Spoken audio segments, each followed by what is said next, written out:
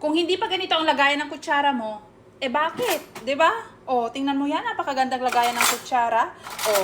Nagsuswivel-swivel din yan para hindi ka mahirapan pumili kung anong kutsara yung gusto mo. So, dito ako naglalagay ng mga panandok ng kanin. Tapos ito yung kutsara, dyan naman yung tinidor. Pwede rin naman kayo maglagay dito ng mga chopsticks. Kahit anong ilagay nyo dyan kasi syempre ganyan naman yung space dyan.